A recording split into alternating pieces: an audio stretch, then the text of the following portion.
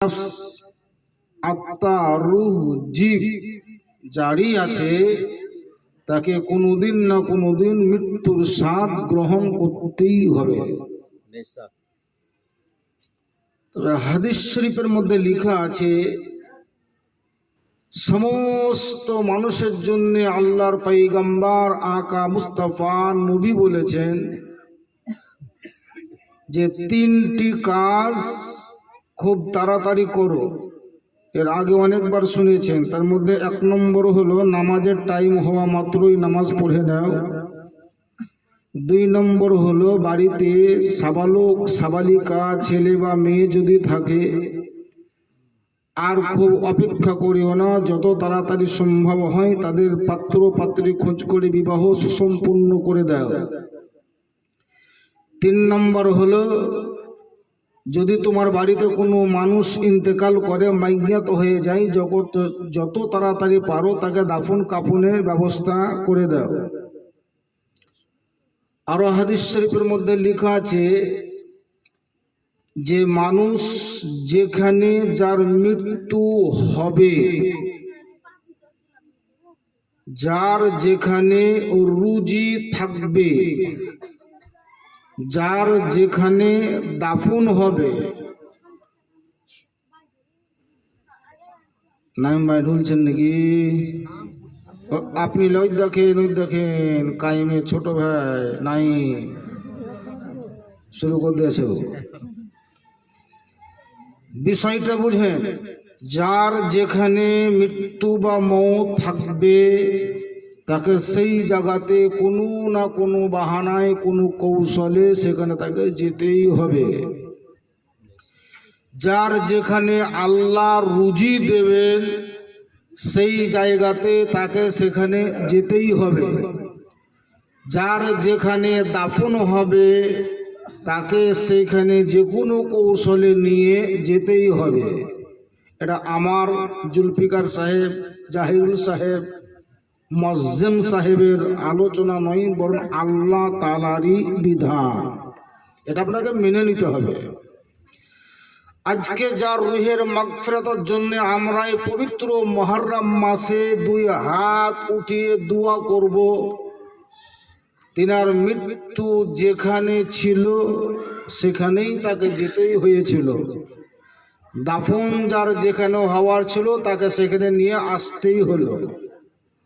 অনেকেই বলা বলি করছে, ওইখানে মাটি দিলে তো দিতে পারতো, বেকার কি দরকার ছিল আনার। কিন্তু না, এটা আল্লাহর যে হুকুম, ওর মাটি এখানে হবে।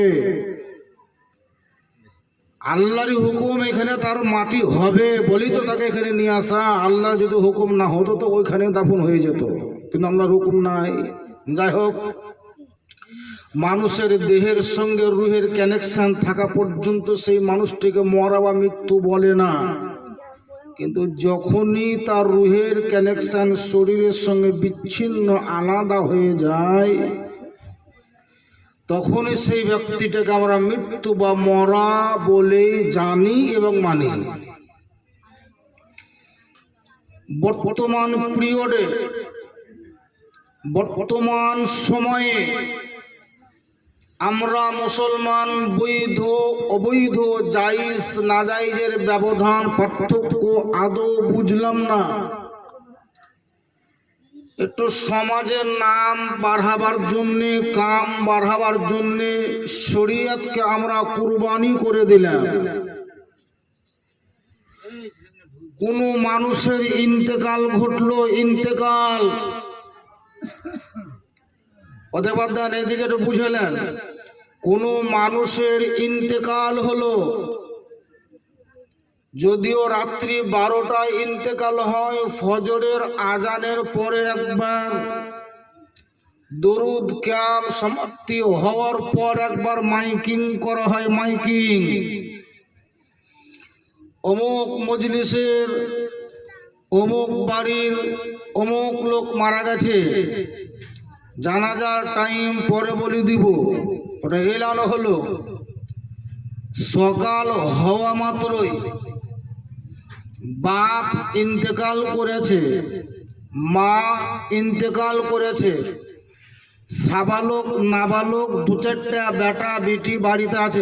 এই তোরা উঠা বসা শুরু করলে তোরা।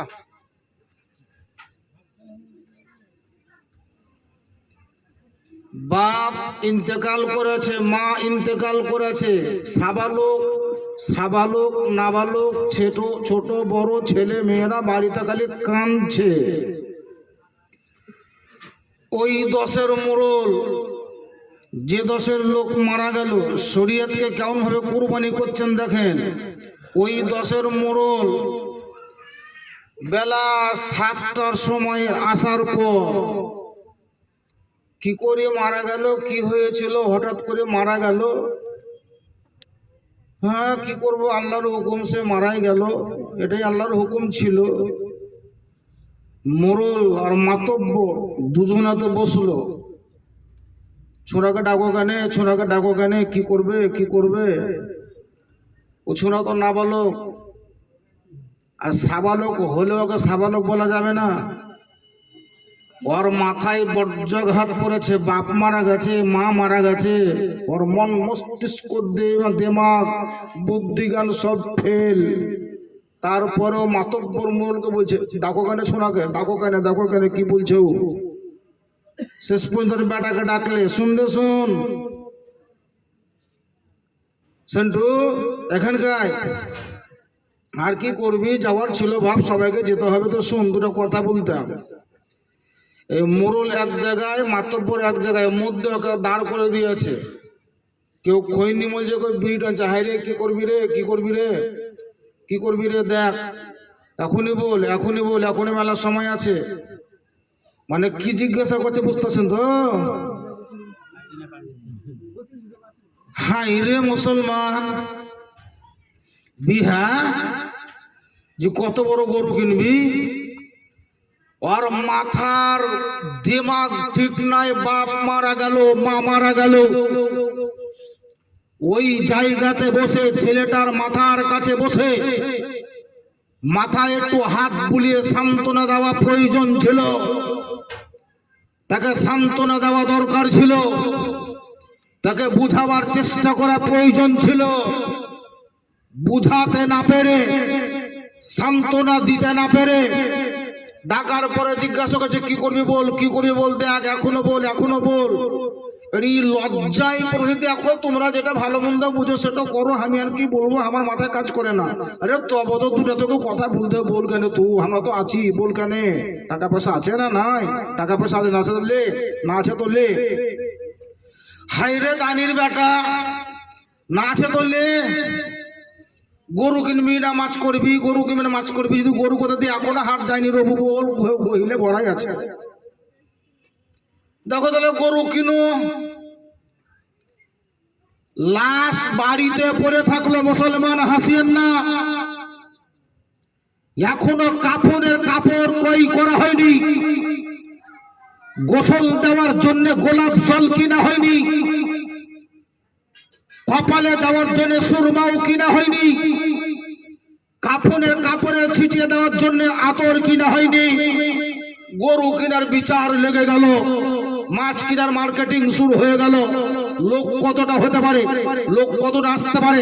কেউ বলছে একই বলা যায়, একই বিহা, একই বিহা, সেই বলতে পারবো, আমাদের জানা নাই। তুমি করো কেন একরকম করো।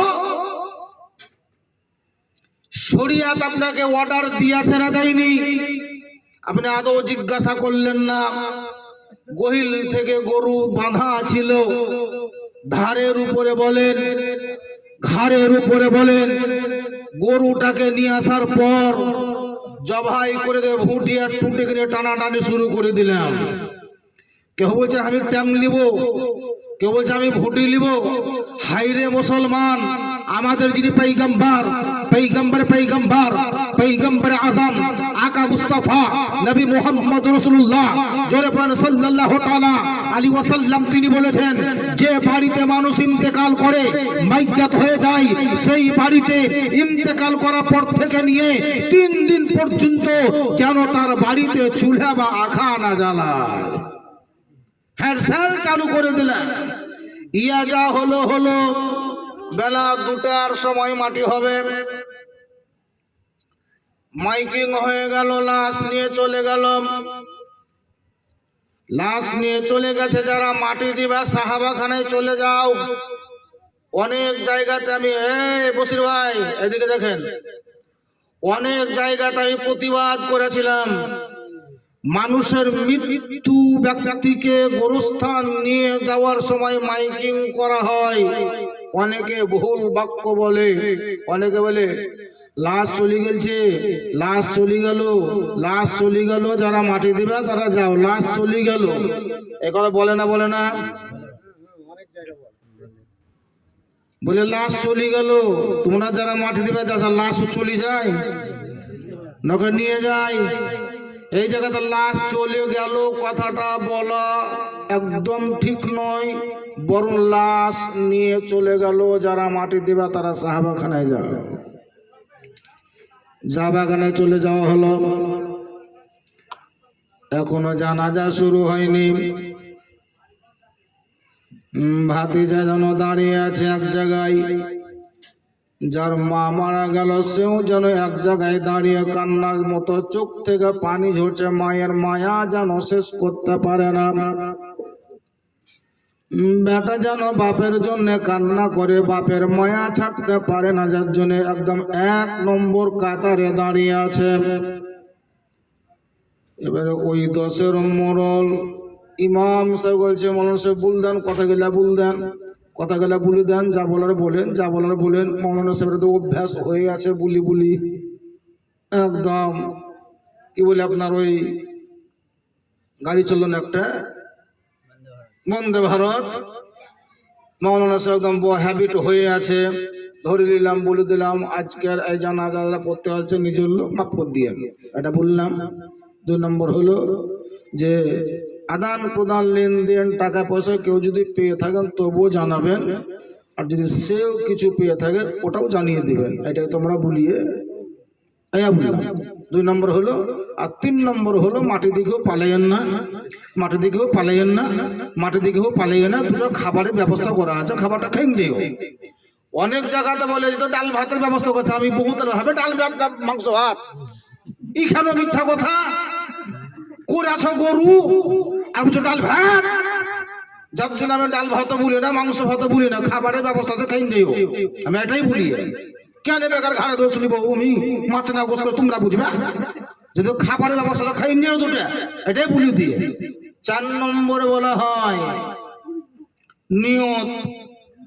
আর এই যে দুটো কথা বলা হলো, যদি কেউ কিছু পেয়ে থাকেন তো জানাবেন, পরে পরিশোধ করে দেবে, এই কথাটা বলা শেষ, মাটি দেওয়া হলো। কিছু কিছু মানুষ সমালোচনা করতে শুরু করলো, আমি কিছু টাকা পেতাম, আমি কিছু টাকা পেতাম, তো কি করে এই সময় বলবো, কি করে এই সময় বলবো, তোকে এখন আর বলা হয়, এখন বলি কি হবে, এখন বলিও না। কাটা ঘায়ে লবণের ছিটা, গরু কিনতে পারলা তুমি, তখন কাটা ঘায়ে লবণের ছিটা দেওয়া হলো না। কাটা ঘায়ে লবণের ছিটা দিতে যাও না, 3 দিন পার হতে দাও, তারপরে বলিও। 3টা 4টা বড় বড় বেটা, এই 3 দিন যেদিন আপনার 4 দিনকার কাজ বাহির হলো, একদম সব শেষ, খাওয়া দাওয়া লিকাস। যে লোকটা টাকা পাবে ওই লোকটা বাড়ির দরজা বলছে, হাই রে রেন্টু কি করছি, এই জি ভাই এসো বসো, এসো বসো। বসলো, হ্যাঁ রে বাপ, ওই তোর আব্বা তো মারা গেল, আমি কিছু টাকা পেতাম, জানা জায়গায় বলা উচিত নয় বলে বলিয়ে নি, অনেকে মানা করেছিল, তো কিছু টাকা পাবো তোর বাপের কাছে। কত টাকা চাচা? 10,000 টাকা মতন পাবো। 10,000 টাকা বাবা, একটু আমরা ভাই ভাই একটু বুঝি, আলোচনা করিলাই তাদের মারেন তো, আমরা ভাই ভাই বুঝি। দেখেন সমাজ এটা ঘটছে বলে বলছি আপনাকে আমি, আমরা ভাই ভাই একটু বুঝাবুঝি করি, তারপরে তোমাকে 2 দিন পর খবর দিছি। 2 দিন 4 দিন 5 দিন 10 দিন হয়ে গেল, ওই রেন্টু বড় বেটা ওর সঙ্গে দেখা গেল, ওই রেন্টু কি করলি, আমিও বলতে পারবো না ভাই, আমিও বলতে পারবো না। ওই মেজোকে জিজ্ঞেস করো, মেজোকে জিজ্ঞেস করো, দেখো উই তো মাতব্বরি করেছিল, সবকিছু উই তো মাতব্বরি করেছিল, ওকে বলো। মেজো বেটাকে 3 দিন 4 দিন খুঁজি পেলে না, 5 দিন কা বেলা মেজো বেটাকে কই হাই রে রেন্টুকে বললাম তো রেন্টু তোর কথা বললে তো কি কি করলি তোরা সব ভাই কটা তো ছিলি তো টাকা যে পেতাম তোর বাপের কাছে তো তোরা কি করলি আমরা এখনো কিছু করিনি তবে বড় বহুনকে ডাকবো মেজো বহুনকে ডাকবো দেখে তোমাকে বলবো এরকম ঘটছে বর্তমান যুগে 3 দিন 4 দিন 5 দিন 10 দিন 20 দিন হয়ে গেল 40 আর গরু বাড়িতে এসে হাজির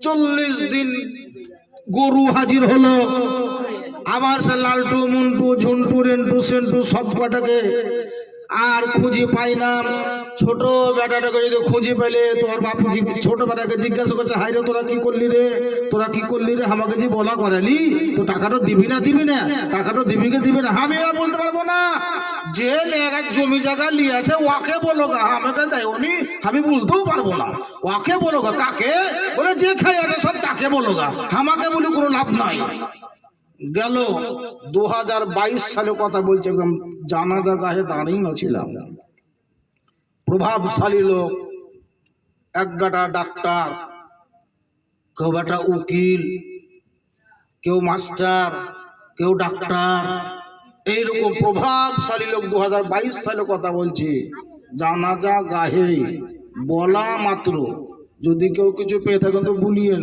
আর বলা মাত্র সাহেব দাঁড়ান আমার দুটো কথা আছে একদম সামনে এসে আসা বলছে আমি এই মরে গেছে যে লোকটা এর কাছে আমি এত লাখ টাকা পেতাম দিব করে আমাকে দেয়নি ওই টাকা কিন্তু আমাকে লাগবেই টাকা আমাকে দিতে হবে ওই হট্টগোল শুরু হলো 2022 সালে কথা বলছি জানা তানা ঘরের লোক নয় প্রভাবশালী লোক ওরা বেটা হলো উকিল জঙ্গিপুর কোর্টের উকিলে মান সম্মান লাগলো আর বক্তব্যকে তারা 2 দিন যেতে দাও সব টাকা শোধ করে দেবো একটা বাকি রাখবো না এই সব টাকা শোধ করে দেবো বলে আজ পর্যন্ত 1 টাকাও শোধ করতে পারে না দিন রাত গাল দিচ্ছে ওরা বলছিলাম বাপ ইন্তেকাল করলো মা ইন্তেকাল করলো গরু এসে হাজির হলো গোটা গ্রামের লোককে দাওয়াত করে খাওয়ানো হলো সব পারা গেল কিন্তু 10,000 টাকা দেওয়ার মতো কোনো বেটাকেও খুঁজে পাওয়া গেল না জানা জায়গায় শুধু কথাটা আমাদের বলাই হয় কাজে কিন্তু লাগে না মুসলমান আমার আপনার যদি বিবেক সুসম্পন্ন হতো তো ওই ইন্তেকাল করা ব্যক্তিকে ঋণ মুক্ত করার জন্য যদি প্রয়োজন হতো তো বাড়ির গহিল থেকে গরুকে বাহির করে বিক্রি করে প্রথমে শোধ করে দেওয়ার প্রয়োজন ছিল